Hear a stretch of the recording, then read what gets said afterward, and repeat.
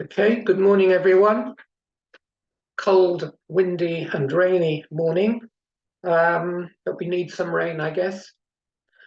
We're going to pick up the Gemara, Sechet Yoma, Yud Amud Beis 10b, and we're going to concentrate quite intensively today on the halachot of mezuzah. It just happens to be the topic of the Gemara at the moment. We'll see how we got there by doing a brief review. But I'm going to pick up the Gemara just so you can have your fingers on it to go forward on Yud Amud Beis 10b, and I think it's 7 lines from the top of the page. And it's the second word on the 7th line. First word is katani, kuf taf nun yud, and then we come to Ella Amar Rava. Well, Ella Amar Rava means, but Rava answered. Well, what's the ifs and what's the buts? So we have to just go back a little bit. The Gemara was giving us a lot of background to this Lishkas Parhedrin, where the Kohen Gadol was kept in isolation, or relatively isolation, in the Azara for the 7 days prior to Yom Kippurim. And the Gemara brought a brisa which told us about the rules that apply to this lishka, to this chamber where he was kept, where he lodged during this period.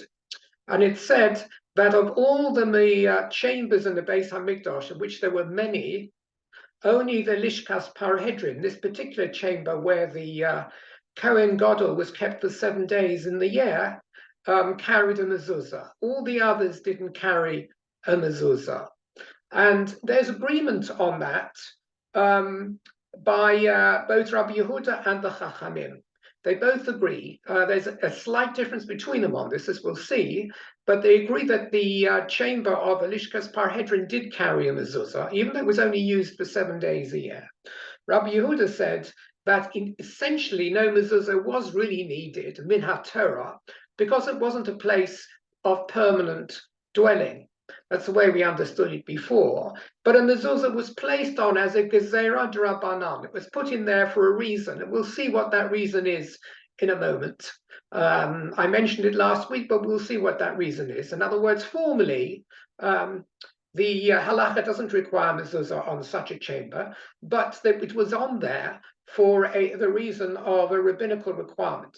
The Chachamim say on the Lishkas Parhedrin, in other words, those who dispute Rabbi Yehuda, that a mezuzah is required on the Lishkas Parhedrin, not just for rabbinical reasons, but actually min ha-Torah, that it's considered to be a place of dwelling, and just the same way as your dira carries a mezuzah, the Lishkas Parhedrin, the 7-day home of the Kohen Gadol, would also require a mezuzah.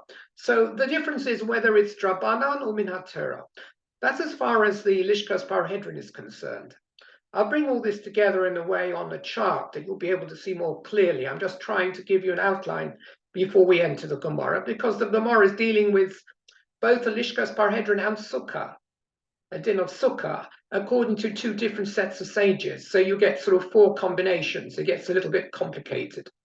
If we move to Sukkah now, is a mezuzah required on a Sukkah? For a moment, we'll not deal with whether we're talking about during the days of Sukkot or whether we're talking about during the rest of the year or the whole year. Just simply the principle, does a Sukkah require a mezuzah? And here we also found that there was a machloket between the same 2, Rabbi Yehuda and the sages, the Chachamim. Here Rabbi Yehuda says that the Sukkah does require a mezuzah. Does require a mezuzah. All this will be qualified later on. Don't jump up and down if your sukkah didn't have a mezuzah on. Rabbi Yehuda says that the sukkah requires a mezuzah, but the Chachamim say no sukkah, no mezuzah is required on a sukkah. Essentially, the positions taken opposite each other, where Rabbi Yehuda says, in the case of sukkah, it needs a mezuzah, he holds for this chamber of the Kohen Gadol, which is a parallel, also a 7-day habitation, does not need a mezuzah, except at Drabanan. Whereas the Chachamim, in the case of Sukkah, say you don't need a mezuzah. In the case of the Lishkas Parhedrin, the Kohen Gadol's chamber, they say you do need a mezuzah. So the Gemara is quite curious to know why, at least, okay, we have two different opinions, but why do they take the opposite halacha between these two cases? Because at first we thought there was a clear parallel between the Lishkas Parhedron, a 7-day only dwelling, and a sukkah, a 7-day only dwelling. So you would have thought that any authority requires a sukkah in one would require a sukkah in the other, and yet the positions for both of these sages is inverted. So it leads to some certainly a need for an explanation, and that's exactly where we find ourselves now when we move into the 7th line, Ella Omar Rava. And in explaining this, the first thing the Gemara says is let's at least set the background to what the machlokas is on. When is there a dispute? Do you need a mezuzah or don't need a mezuzah? In both of these cases, the case of the sukkah and the lishkas parhedron, are we talking about needing or not needing a mezuzah while the building is being used during those 7 days? Or are we talking about needing or not needing a mezuzah during the other 358 days of the year? We have to get to the bottom of this, because we're here talking about a very temporary dwelling, and therefore the rules may differ according to what the season is, whether you're in sukkah season or not, whether you're in parhedron season or not. So let's start with Rava. Ella Omer Rava. Rava says, let me try and explain and resolve these different views and these two different situations, sukkah and the lishka of the Kohen Gadol. So he says, first of all, Bish'ar Yemos HaShana, when we're talking about those days not being used by as a dwelling place, in other words, a sukkah which may be up the whole year, but it's only being used for 7 days, and the Lishkas Parhedron, which was a permanent chamber, but only really used for dwelling for 7 days. When we're looking at the other days of the year, not those 7 days, Kole Alma Lo Pligi, there is actually no machlokas between these two. They never argued on this point. De Patura, Kol Alma, it's Potter. Oh, that helps a little bit for a start. So for 358 days of the year, when you have a sukkah outside and it's not doing anything for you, you would not formally need a mezuzah on it. You could, in theory, take it down if you had a mezuzah earlier on. You wouldn't need it. And in the Lishkas Parhedron, in the Beis HaMikdash, it would not need one during those days at the Kohen Gadol was not lodging there. Ki pligi, when is the machlokas? There is a machlokas, Rabbi Yehuda Chachamim, as I've just explained in both of these different cases, sukkah and lishkas parhedron, but it's only for those 7 days where there is a habitation. Ki pligi b'shiva, when is there an argument for those 7 days? The question of whether a mezuzah is required during those 7 days. One says yes, one says no. Differently in the sukkah case and the Lishkas Parhedron, but the argument only rotates around a 7-day period of habitation. Outside those 7 days, no one requires a mezuzah required. It's considered to be empty. Of course, if you're using it as some sort of outhouse during those other days, then a different rule will apply. We're talking here about a non-used sukkah for 358 days and a non-used or non-lodged Lishkas Parhedron during the other 358 days. So the machlokas is only for those 7 days of habitation. And he goes on to say, Sukkah time alachud, Lishka time alachud. And the arguments whether you need or you don't need a mezuzah for Sukkah or for Lishkas Parhedron are going to be different in both of those arenas. There will be different considerations to take into account when looking at the din of sukkah than when looking at the din of parhedron. In other words, they're not parallel to each other at all. You might think so. The common denominator is they're both only used for 7 days. But that's the only common denominator. There are big differences, and that will explain, as Rava goes on to explain, why the sages and Rabbi Yehuda take opposite points of view in both of those cases, the case of sukkah and the case of lishkas parhedron, because they're not identical. There are different principles at play, which means that the rabbis take up different views according to those different principles. Now let's try and understand it. First, he starts with sukkah, and then he goes on to Lishkas Parhedrin in his explanation to explain why the two sages hold different points of view in each of these different areas of halacha. What I will do is I will go through the Gemara now, the explanations of Sukkah and Lishkas Parhedrin relatively quickly on the page, and then I'll share my screen and show you a chart and try and perhaps clarify it by looking at a chart on a piece of paper, if you like, because the wording here is quite terse and doesn't actually get into the background.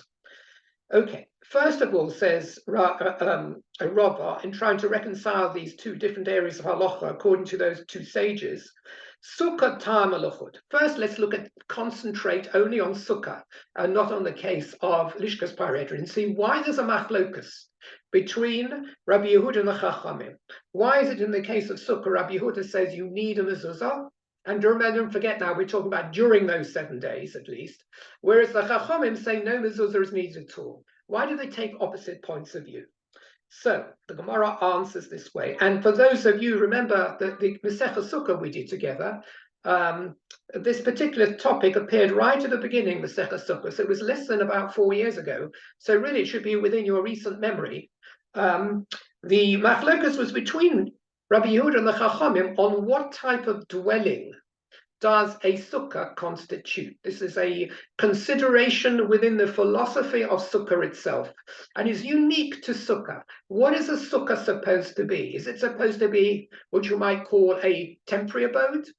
Or is it something which is supposed to be a permanent abode? Now, the Gemara there defined temporary and permanent a little bit different. It wasn't a matter of time. Everyone agrees it's only really used for 7 days. But the consequences on what type of structure, physical structure the sukkah was, that depended upon whether you considered a sukkah as a diras arai or a diras keva, to use the terminology Masechah Sukkah. A diras keva means a fixed dira, a dira which is supposed to have the appearance of, not appearance of, but the halachic aspects of something permanent. And the diras arai, which means it should have the halachic aspects of something temporary. Yeah, you can see a philosophy for both, really. You're only there for 7 days, so maybe you should say this needs to be a temporary type building. Or you can say, well, while I'm here, this is my home, and therefore it can actually be a permanent type building.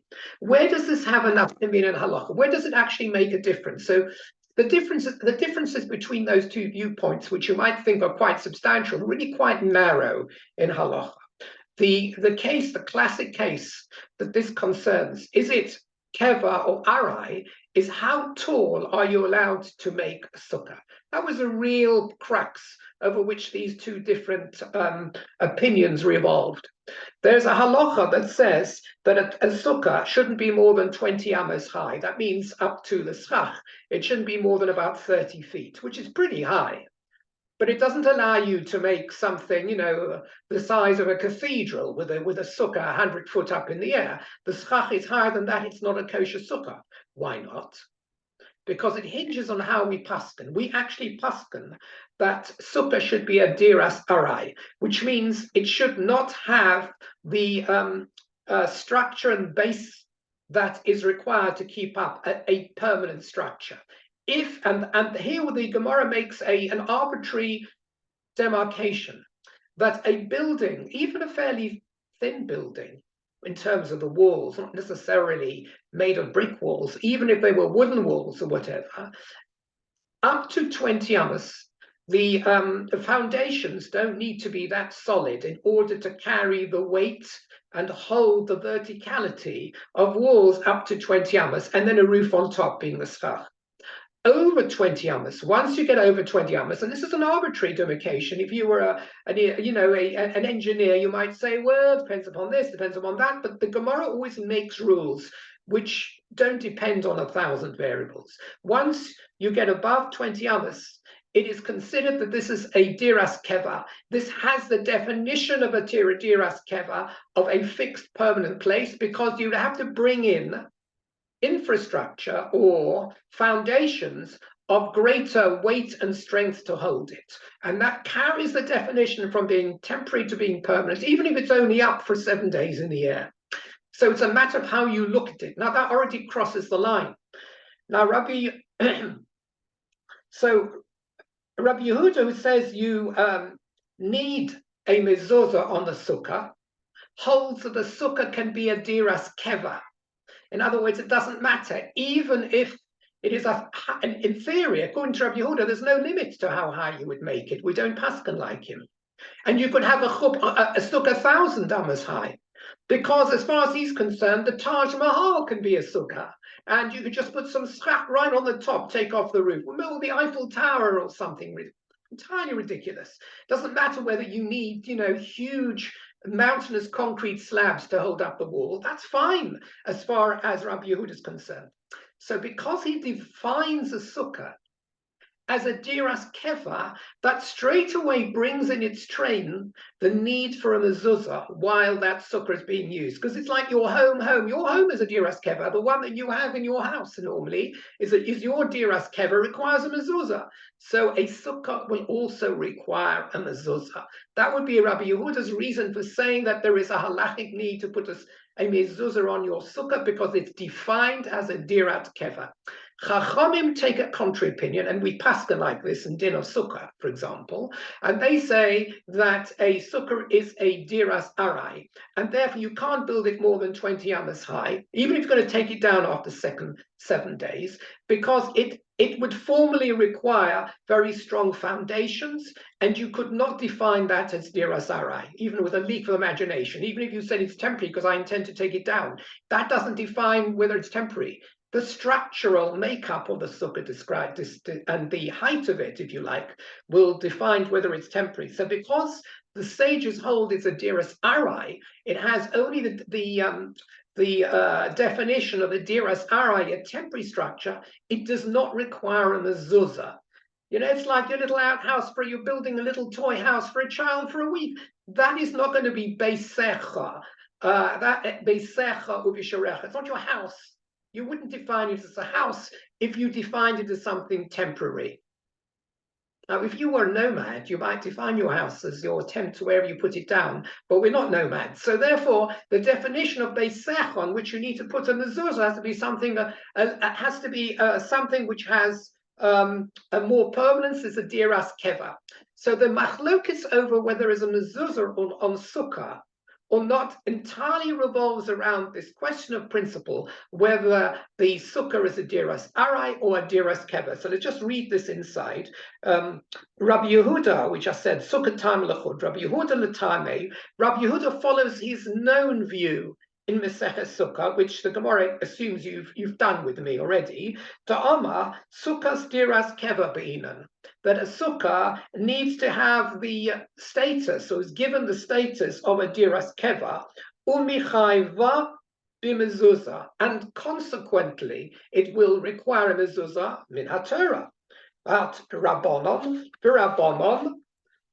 they hold l'tamaihu. The sages with whom Rabbi Yehuda argues follow their reasoning to Omri. They say sukkahs diras arai ba'inan. A sukkah has to have the status of a diras arai, a temporary dwelling, and v'lo michayva b'mezuzah. And that is why it doesn't need a mezuzah. It is not considered to be a bias, and therefore it doesn't require mezuzah. So we've ticked off the reasoning behind the two protagonists in the Din of Sukkah.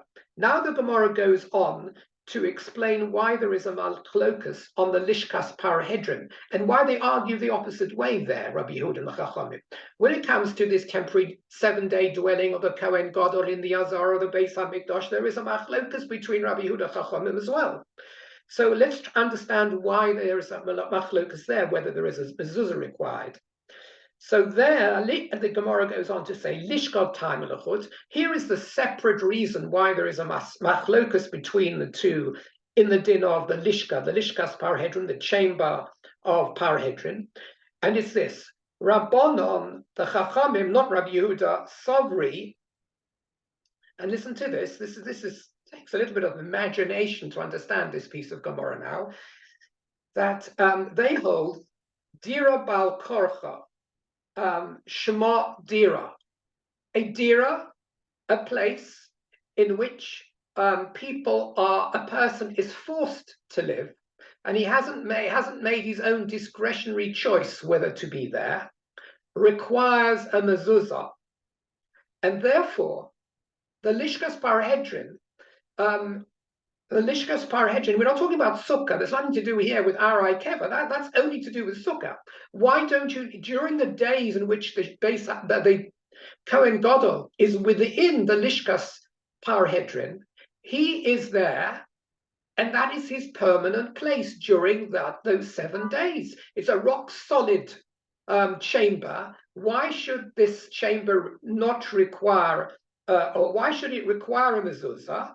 That's because there's a reason to say it shouldn't require a mezuzah, which is what he's putting first. That he's not cited there of his own choice. He's forced to be in that chamber for those 7 days. Nevertheless, the Chachamim say, even though he's not there due to his own choice, but because his job, so to speak, demands it, that he has to be there. I know you might say his job was his own choice, but let's not go back too many layers of logic. As far as those 7 days are concerned, he has to be there because the halacha is that there's a 7-day period of separation, and that's where they put him. If he tried to get out, they'd probably lock the door, so he couldn't. So in a sense, he's stuck in this Lishkas Parahedrin during those 7 days. There's a reason to say, and that's what this is going to hinge over. There's a reason to argue that if a person is even living as a proper and permanent lodger in a place against his will, not so much against his will, but not according to his discretion, that's not really his bias. That a bias is a place you can go into and out of freely whenever and wherever you want. Now, this Kohen Gadol is not free that way. So maybe there should be no need for a mezuzah. If you're in a cage, do you need a mezuzah in your cage? I didn't want to be in a cage. Why should I have a mezuzah in my cage? It's a bit of a chutzpah, isn't it, to ask me to put a mezuzah in my cage? He is caged in the Lishkas Parahedrin, so there's a reason to argue that he shouldn't need a mezuzah. However, the Chachamim says that he does need a mezuzah. Why? Because they do not worry about this Bal Kach aspect. They don't consider the fact that he's forced to be there to be a debit to his needs to have a mezuzah. He has to have a mezuzah whether he's forced to or not. Because we say the bottom line is he living there? Yes. We don't ask him, are you happy to be living here? We just say, are you living here? And he is living there, and therefore a mezuzah is required, which is why the Chachamim say Minat Torah mezuzah is required on the Lishkas Parahedrin. But Rabbi Yehuda takes a very different view about a place you are forced to stay. So Rabbi Yehuda Sava, Dira Bal Kacha Lo Shema Dira. Enforced living, enforced habitation is not considered to be halachic habitation. And therefore, Minhat Torah, he doesn't need a mezuzah at all.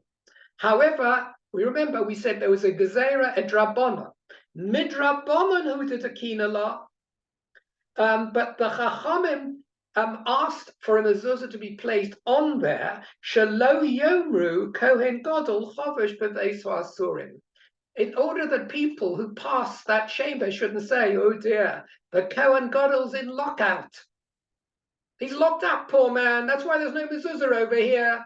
Kohen Gadol, very unfortunate and belittling statement to make about a Kohen Gadol. So therefore, for cosmetic reasons, we put a mezuzah on, which you can do without a bracha, even if you don't need it.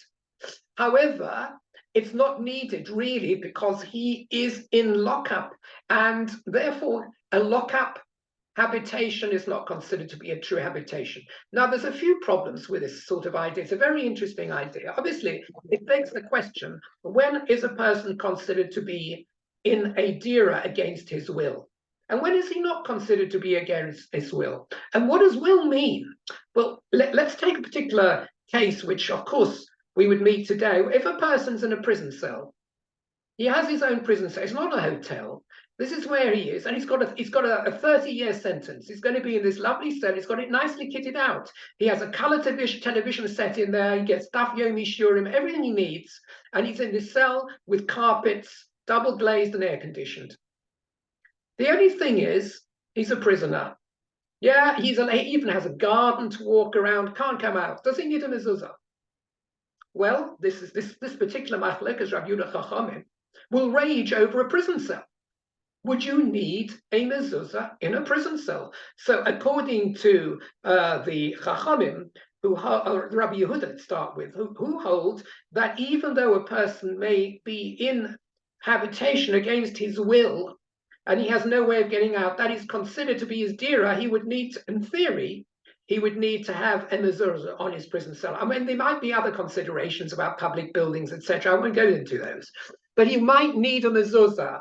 According to the Chachamim, no way would he need a mezuzah. You wouldn't need one as cosmetic either, because this guy is in prison. We don't have to say, oh, the Kohen Gadol, we wouldn't like people to think he's in prison. But we do want to make people to think this guy's in prison, because he's really in prison. So according to the Rabbanon, he would not require a mezuzah on his prison cell, even though this was his permanent home.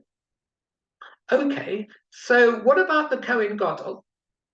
Is he in a prison cell? Let's go back again and ask ourselves that question. Where is this moshel coming from that he's in a prison cell? Is he locked up in a cell with somebody with a pair of keys who opens up every morning, closes up? He's not.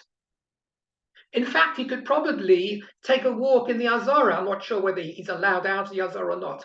But the most important thing over here is that he's not a prisoner. He placed himself in the position of being Kohen Gadol. And as a Kohen Gadol, there's a halacha that he needs to be separated for a period of 7 days, but he's not on his own, because as we see, some of the sages come in and they talk to him, they brief him on the avoda of Yom Kippur, which is highly complicated. They keep him awake the night before that he shouldn't have fallen asleep. He's got a troop of people in the room with him. This is not really what I would call a prison cell.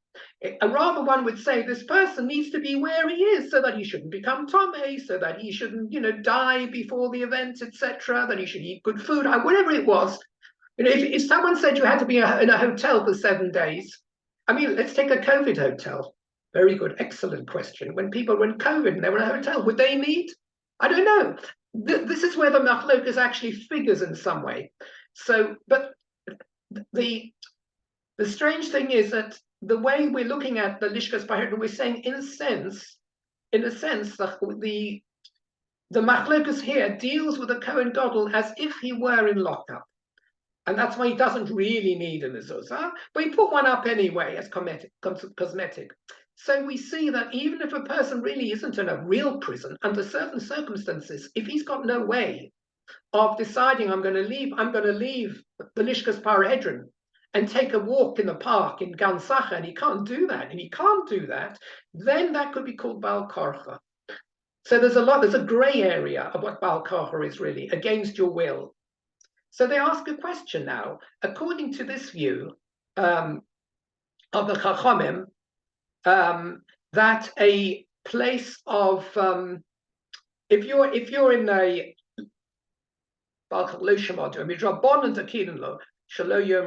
okay, the Chachamim said, one second. Well, they hold the Dina Baal Korcha Shma Dira. Why is it that our sukkah, according to the Chachamim, doesn't need a mezuzah? If you hold, like the Chacham, which we probably do, not like Rabbi Yehuda, that a place of where you are forcibly habiting does require a mezuzah, not like Rabbi Yehuda, then we should require a sukkah to have a mezuzah. What's the argument? The argument is a little bit like a Kohen Gadol. The Kohen Gadol is not really locked up. You're not really locked up in a sukkah, but what does the Torah say? Basukkos teishvu shivas yomim. You should live in a sukkah for 7 days. What does that mean? We have a chiyuv of living in a sukkah. Now, it's not quite lock and key, but we have some sort of mitzvah chiyuv to live in a sukkah.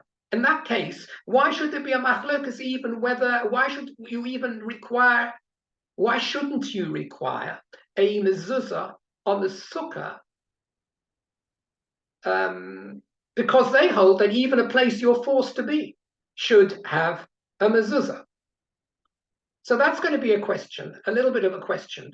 It's not quite the same way. The Chazal do, the Rishonim certainly, they say there's a difference between sukkah and any other forms of lockup, because in the case of the sukkah, if it rains as it is now, you can leave your sukkah and go into the house. If you're unwell, if a doorbell rings, you leave your sukkah. And also, you can bring your wife and your children into a sukkah. To even pretend that a sukkah is in any way tantamount to a lockup would be unfair. Yes, there's an obligation to live in the sukkah, but it's a very, very much more flexible obligation. And therefore, it's not the same at all. You can go in and out. It's not necessarily your permanent place. Anyway, so the din of sukkah is dealt with quite a little bit differently. I'm just going to share my screen, and I'll just very quickly, I've tried to explain it even without sharing the screen, but I will share screen a moment. Okay, I'm going to have to reduce the size of my table. Okay, so I'm showing you Rabbi Yehuda and the Chachamim. Vertical column is sukkah, and Lishkas Parhedrin, which is where the Kohen Gadol was locked up, if you like, or not locked up, but where he was in place for those 7 days. So for Sukkah, let's look down this column. According to Rabbi Yehuda, it needs a mezuzah because the Sukkah needs to be a dirat keva. It needs to be a place that has the status of a fixed dwelling, as I explained, and therefore it straight away comes under the category of a bias, and therefore it needs a mezuzah. The Chachamim hold that it does not need a mezuzah because it needs to be a dirat arai. Sukkah is defined within the sukkah parameters as being a temporary place, and as a temporary place, it is outside of the halacha of mezuzah. Now, if we look at Parhedrin, down this column, we have the Rabbi Yehuda holds there's no need for a mezuzah min haTorah because it's a forced habitation. The Kohen Gadol has no choice other than to be associated with his room. But a mezuzah is required midrabanan. Yes, so people shouldn't deem the Kohen Gadol to be imprisoned. They shouldn't sneer at the Kohen Gadol to say, look, he doesn't even have a mezuzah on that door. You know why? Because essentially he's a prisoner in his own facility. But the Chachamim hold that it needs a mezuzah because it needs a mezuzah formally and min haTorah, because even though a forced habitation is still considered as a habitation. Okay, so we've learned stuff here about sukkah, duris arai, diras keva. We've learned halacha about forced habitation and as opposed to temporary habitation. So this particular argument has taken us into some further principles. The Gemara is going to carry on further on this. Actually bring some quite interesting examples. If I carry on the Gemara now, the Gemara asks a question. Man tana lahada tana rabbana. It's one of these questions that say, sometimes someone will say to you, do you know who the author of this book is? I can't see the name of the author. Or who's the publisher of this book? Can you tell me who it is? So here, the same question. There is a brisa in which a halacha is brought. And the Gemara is going to ask the question now, who is the author of this brisa? Of the two opinions, is it Rabbi Yehuda or the Chachamim? So we'll see what the brisa is, but only the Gemara suggests that it's only going to be consistent with one of the viewpoints in terms of whether a mezuzah is needed or not. So let's read the brisa. The brisa doesn't have any names, and that's why we ask, who's the author? Which opinion are we looking at over here? Because it's a bit of this and a bit of that. The brisa says the following. Kol hasha'arim, we're moving over to 11a now, top of, or Yud Aleph or Mid Aleph. Kol hasha'arim shahayu sham. It's talking about the Beis HaMikdash again, this brisa. All the gates that were in the Beis HaMikdash, and there were many, many gates. You could get into so many different gates through to the north, the south, the east, and the west. As we know, we see some of the gates are still there now, and some of them have probably been closed up, but there were many, many gates. all of those gates, lo hoyu lahem mezuzah, there was no mezuzah on them as you went in, because for various reasons they weren't needed. Chutz mishar Nikanor, other than the Nikanor gate, which had a mezuzah. Why? Why was this unique? If you don't need mezuzah, like we don't need a mezuzah for a shul, the Beis HaKnesses, you come into Beit Knesset Hanosi, and there's deliberately no mezuzah there. It's not considered to be a Beis Secha. It's a Beis HaMedrash where people come in to daven and to learn. Beis HaMedrash is also, in a sense, like that. It's not a hotel. Now, as we'll see, there was some lodging in it. But the question is, where should we put a mezuzah for the Beis HaMikdash? If you were today the halachic advisor to the Beis HaMikdash, you'd have a real question mark where to place, if to place, mezuzahs. So the only gate that had a mezuzah, I'm not talking about chamber, the only gate that had a mezuzah was the Shah Nikanor. Why? Shelifnim mimenu lishkas parhedrin. Because within the Azora through which this gate led, the gate led into a courtyard where there was the Lishkas Parhedrin, this chamber where the Kohen Gadol lodged for 7 days, where that chamber was sited. So therefore, the gate that gave entry into the chotzer, into the courtyard where this Lishka was, also carried a mezuzah. We already said the Lishkas Parhedrin carried a mezuzah for whatever reason, depending upon Rabbi Yehuda the Chachamim. But the gates leading into to the Azara also carried, and I'll show you a diagram in a moment just to bring it all into life in Technicolor, because of the Lishkas Parhedrin. But what's the question mark? Who is this opinion? So the Gemara is going to say, Lema Rabbanon he. Maybe we suggest that it has to be the Chachamim. We said why? The low Rabbi Yehuda, and it cannot be Rabbi Yehuda's opinion. The Rabbi Yehuda, according to Rabbi Yehuda, we learned a moment ago when I showed you that screen as well. According to Rabbi Yehuda, there is no real formal need for a mezuzah, even on the Lishkas Parhedrin. It was only placed there cosmetically, so people shouldn't sneer that the Kohen Gadol is in lockup. Doesn't look nice. But really, there was no need formally for a mezuzah. Rabbi Yehuda says, the Chachamim says, Rabbi Yehuda says, that's what Rabbi Yehuda says. According to the Chachamim, makes sense. The Chachamim says that it does require a mezuzah formally, the Lishkas Parhedrin. Therefore, we can understand why the gate leading to it would also require a mezuzah. But according to Rabbi Yehuda, since there is no formal need for a mezuzah even on the chamber itself, because that chamber didn't require a mezuzah according to him, because it's a forced habitation or whatever.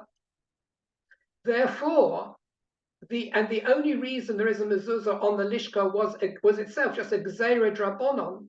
It's implausible, says the Gemara, to suggest that if it was Rabbi Yehuda, he would also require the placement of a mezuzah on the gate leading into that courtyard, because that would be anon nekum the nigzar gezerah. It's a gezerah on a gezerah. We don't make a double chumrah. You could look at it that way. It's only a chumrah to put a mezuzah on the lishkar itself, so people shouldn't laugh at the Kohen Gadol, but it's not really necessary. Now you want to say because of the chumrah on the lishka, we should add a second chumrah riding on the first chumrah to say, let's put a mezuzah also on the gate going in too much, says the Gemara. Don't believe it.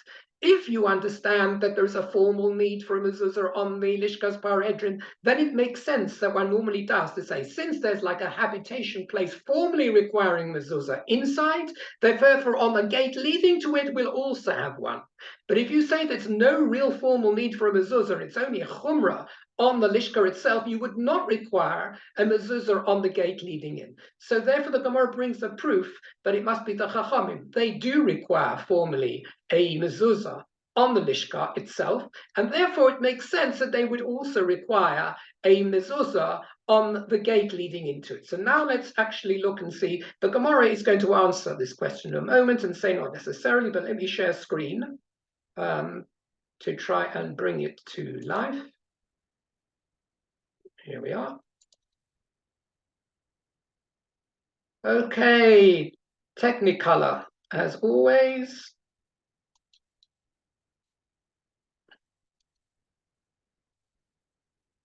Okay, we all see this, don't we? So here's your helicopter eyes view again. Here's the Ezras Noshim. There are various chambers around here. There are lots of gates everywhere. You can see gates everywhere, these little openings into the world outside. Over here, you have the holy area. This is the Heichal itself and the Kodesh Kadoshim inside. Mizbeach over here, hooks and stuff to shaft with and everything over here. Various chambers over here and over here and over there. Anyway, if you're coming in and you're coming through the Ezras Noshim, here's those 15 beautiful steps where they're round circular steps. You would go up these steps and you'd go into the main Azora here, the holiest area.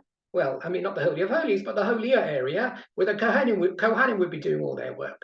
But you'd have to go through this gate. And I don't know if I can make it even bigger and bigger and bigger. But if I did,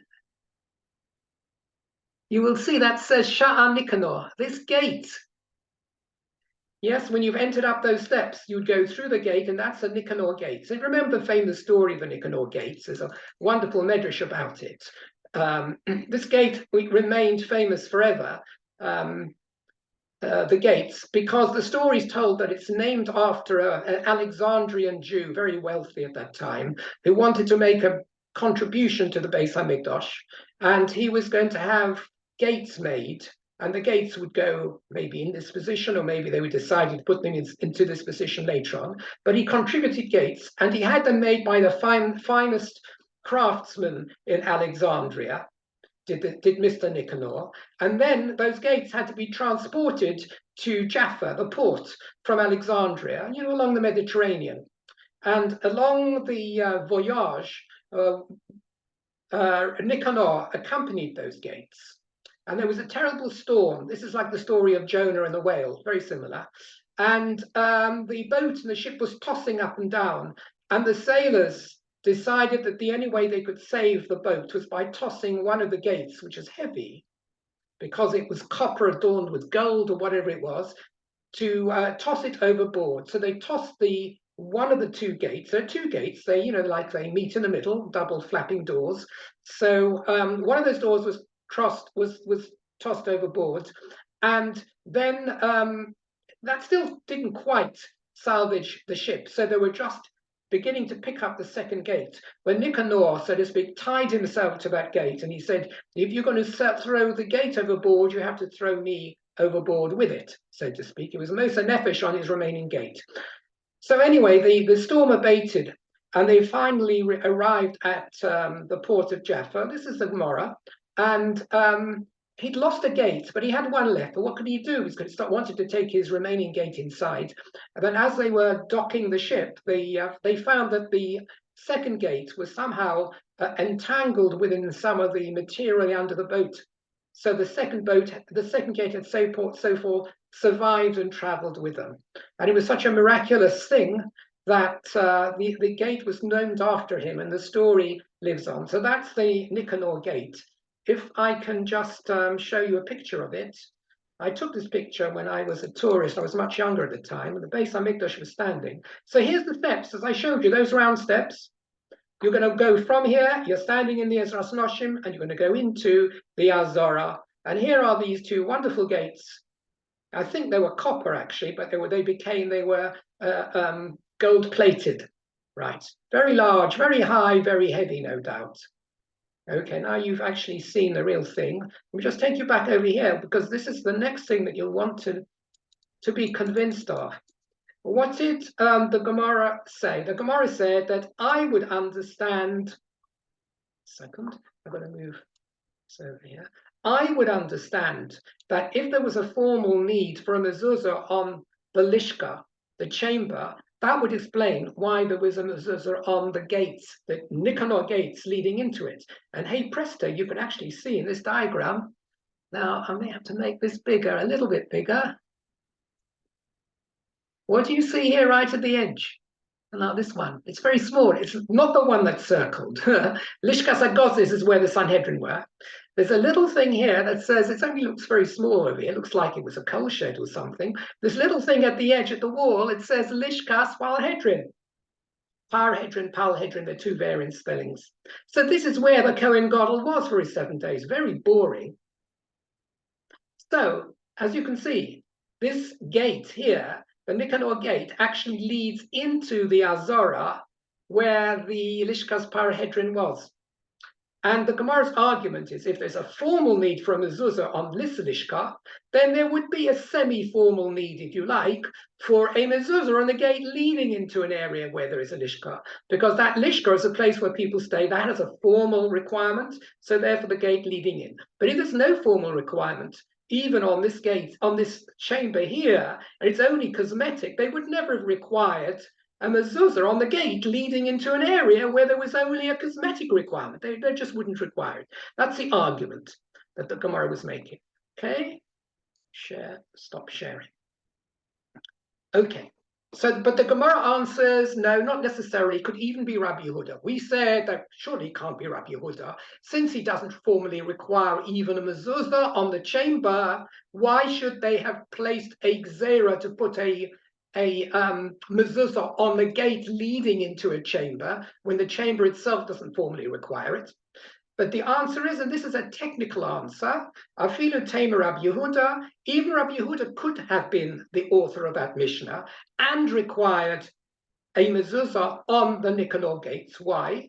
Because kol achad gezerah it's not a gezerah on a gezerah, it's one gezerah. This is a get-out clause quite often. When you have, the question really was originally, how can you make a chumrah on a chumrah? I will use that as the analogy to a gezerah al gezerah. The word gezerah, you can't really get your hands around what's a gezerah, decree. What does it mean? However, if you say that according to Rabbi Yehuda, even having a mezuzah on the lishka itself was a chumrah, in case people think, you know what, the guy's locked up. It's a chumrah, we'll put one on. Doesn't do any harm, doesn't cost much. So how would they say you needed to have a chumrah on the gate? To make a chumrah on top of another chumrah? One chumrah is enough. Thank you. No. Says the Gemara, I'll give you the formal Londish answer. That is, this is all one chumrah. In other words, 2 equals 1. You get around it essentially by semantics. My question was, why would they have made a chumrah to place a mezuzah on the gate leading into a place, a chamber, where there is only a gezerah need anyway, a chumrah need anyway? The answer is that all the chumras were made as a single blow. It's not that they said, hey, let's make a chumrah. This is our way to look at it in parts. They made a chumrah, let's put a mezuzah on the lishka, on the chamber. And then they said, we've got a chumrah there. What should we do about this gate? We'll make a chumrah on top. That's not how it happened. Rather, Chazal said, according to Rabbi Yehuda, if you like, there's no real need to put a mezuzah on this chamber. We are going to make a chumrah that the chamber and all gates leading into it will require a mezuzah. Really, it's a matter of semantics. I'm not sure whether we've really answered the question, but sometimes semantics is all you need to get round a question in the Gemara. The Gemara is happy with that answer. So in other words, the Gemara has decided that the need for a mezuzah on the Shara Nicanor does not necessarily show that it follows, that particular halacha follows the Chachamim rather than Rabbi Yehuda. Perhaps according to both of them, it might have been sensible to place a mezuzah on the gate, the Nicanor gate. Okay. Let me take you further now. The Gemara now talks about gates in general. But when I say gate, yes, this is more generally about gates, entry gates. We don't understand gates, by the way, to mean what they meant in Talmudic times. We think a gate is what you've got in front of your front garden, little metal thing with a flap. It goes, it bangs at night when it's windy. Here we're going to be talking about gates which are more formal, rather than those little flimsy, your own personal house front garden gates. They're a means of entry into an area, and it could be quite a grand area and quite a public area as well. So let's read Ton Rabbanan. That means our rabbis taught, this is a brisa, Visharecha. In other words, the posuk we have in Shema, where it says Ukesaltem al mezuzah speisecha uvisharecha. The din of mezuzah. Here we are, the actual posuk. You shall write on the doorposts of your house and in your gates. gates. Doesn't even talk about houses now, talks about gates on their own. What does that mean? Echod shari bottom, says the Brisa. What is it telling us? Both the gates of houses, for echod shari chatzeros, also the gates of courtyards. If you, for example, live in an area in a house which opens onto a courtyard, and there are other homes opening onto the same courtyard, which I guess nowadays might be an apartment block, and there is a garden in front and a gate leading into it. So there are multiple occupants. Then even the gate leading into the courtyard needs a gate, a mezuzah. The echad sharei medinos. We're getting even grander now. Even the gates leading into a nation state, more even than the city gates, right? So you're going to enter into the province of whatever it is. It was Spain used to live in provinces or whatever they call them. You're going into one of these grandiose places, then which had towns and cities, but you only could enter through one gate, would also require a mezuzah. Now we have the nearest you see, there's enormous mezuzah you see on Shah Yapo. Now that is a gate into a city, and it's there still. Why? It's a gate, Shah Yapo. Look inside this enormous, 4-foot mezuzah, and it's required because it's a Shah Ha'ir, and the Shah Ha'ir also requires a mezuzah. So the Echad Shara Yoros, that's coming next, cities, towns, which have an entry gate into them, also need a mezuzah. Yesh ben chovas mitzvah lamokem. All these places need a mezuzah before you can enter into the place, if that they lead into those places. Mishum shenema, because the posuk says, and he brings another posuk. I don't mean another posuk. I mean he brings the posuk again. You should write it on the mezuzahs beisechel bisharecha. And over here, although the Gemara doesn't stress it, it says ubisharecha, which is a plural. Your gates over here, and it doesn't just mean if you have a lot of gates in one place. The Bryce is understanding this as meaning all your different types of gates, whether it's a gate into a home leading into a private courtyard, whether it's a gate leading into a town, whether it's a gate leading into a province. All of these need a mezuzah. Okay, so now we understand this concept of gates. Now the Gemara brings a question, which is a real question relating to a place in Bovel. So Amalei Abaye le Rav Safra. Abaye asked the following question. He said to Rav Safra, in the form of a question, Hani abuli de mechuzah. These gates of mechuzah, abuli seems to mean the gates. Mechuzah was a town in Bovel, famous town. My timer lo avdilahu rabbanon mezuzah. Why didn't the Chum require a mezuzah onto the gates into mechuzah? We're talking here about sages who were living at the time they were viewing these gates. They're talking about why didn't the Beis Din say put a mezuzah over here? There is an entry gate into the town. There may be a moat or whatever it is. You go through that gate, and yet they didn't require a mezuzah. So let's see what the answer is. So Amalei. So Rav Safra answered him, the reason there isn't a mezuzah on the gate leading into the town of Mechuzah, despite the fact we said in this brisa that gates leading into towns require a mezuzah. And by the way, your first question will be, Bovel is not a Jewish country. Why do you need a mezuzah? Screams. Do you need, what about, moving into, Tower of London and the gate of Tower of London? We don't ask, why isn't there a mezuzah on the gate into the Tower of London? Why should there be a mezuzah on the gate of Tower of London? Tower of London is not a Jewish state. It's not a Jewish province. It's not a Jewish castle. Well, neither is Mechuzah. Mechuzah's Bovel, is Babylon, for goodness sake. So what's the kasha? So Rashi explains that in Mechuzah, and this is a very incredible fact, goes back to the Shtetl in Poland, Russia, Rashi, that the rove of the residents who lived in the town of Mechuzah were Jews. It was a majority Jewish town. This is before they had things like Vilna or whatever it was, and places like that, or villages in Eastern Europe which were majority Jewish. But Mechuzah was mostly Jewish. And according to this is itself not so clear, but a place where the majority of people are Jewish should require a mezuzah. That's not clear. There's a kasha asked by the Achronim. How do you know? But let's just accept this for the moment. And there's a minority of non-Jews. It belongs to a non-Jew who was built by a non-Jew. Why should it have a mezuzah? Either the majority of residents internally are Jews, not so clear. But let's just hold that as being an assumption. So why don't you require it? So what's the answer? So Amalei, and this is a strange answer. We'll deal with this answer next week maybe as well to see how it makes sense. He said, you know what, I'll tell you why there isn't a mezuzah. And it's not because there are non-Jews here as well. Yes, you're right, it is mostly Jews. The only reason there isn't a mezuzah is because this is an unusual gate.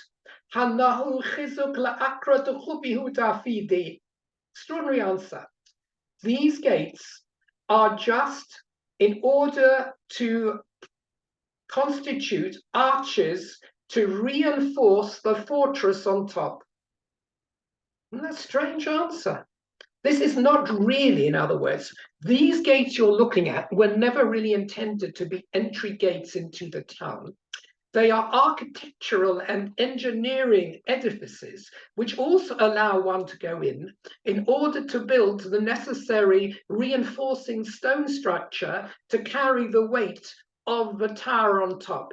Have you heard of that? It's incredible. And as such, they don't come into the rule of gates of the town. It's not the gates of the town. It's the foundational supports for a fortress.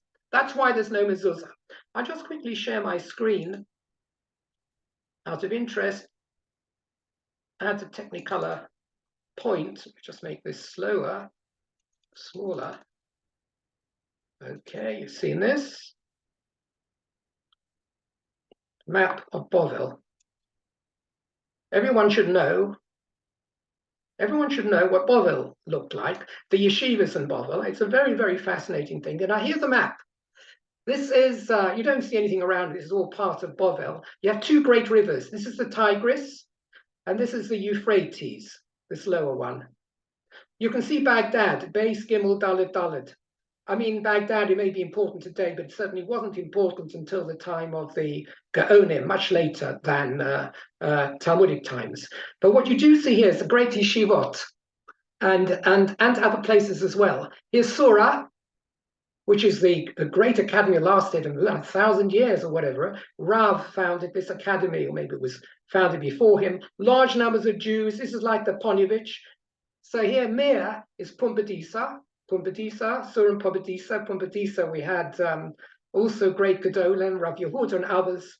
These were the two great Torah centers for a very long time, Surah and Pumbedisa. Separated probably, you can see, probably about 150 kilometers. They're not close to each other, but they're not so far either. Okay, any other places of interest? Here's Neherda. Shmuel, the great Shmuel, set up a yeshiva over here. That yeshiva ultimately moved after there was an incursion and essentially a pogrom in Nehedea. That Nehedean yeshiva moved and continued on in the mechuzah that we're just talking about now. Mechuzah is on the Tigris, not on the Euphrates. Here's mechuzah. And we're just asking why the gates of the mechuzah did not carry a mezuzah. And the answer was that they're not really gates, but we accepted the fact that most of the residents in the mechuzah were Jewish. So you have an interesting idea when you look at that. A lot of names appear in the Gemara over here. Mosa Machasya is there. About mechuzah, it was said, by the way, there were a lot of wealthy aristocratic people live over here. The Gemara uses the example of mechuzah as being a place of people who are inhabited by people who are mefunokim. You know, mefunak is pampered, that the population, I'll just close this for a moment, the population, much of the population of mechuzah were wealthy and pampered. And if they didn't have their, several servants, a swimming pool, etc., they got completely lost. And the Chachamim even made certain waivers for them because they wouldn't be able to exist under the strictness of which other Jews in the world seem to be able to manage. So there you are. You could say mechuzah is a little bit like Rechavia nowadays, maybe not quite. Caesarea, maybe Caesarea. It was very, it had this great yeshiva in as well. And the sages used to come and visit from one yeshiva to another, and they certainly knew about mechuzah. And the question here was about the mezuzah in mechuzah. That sounds actually good, doesn't it? Rhymes, mezuzah, mechuzah. We'll talk a little bit more about the fortress tower on the building over the Abulid and mechuzah next week, please God. So thank you for joining me. I'll quit recording.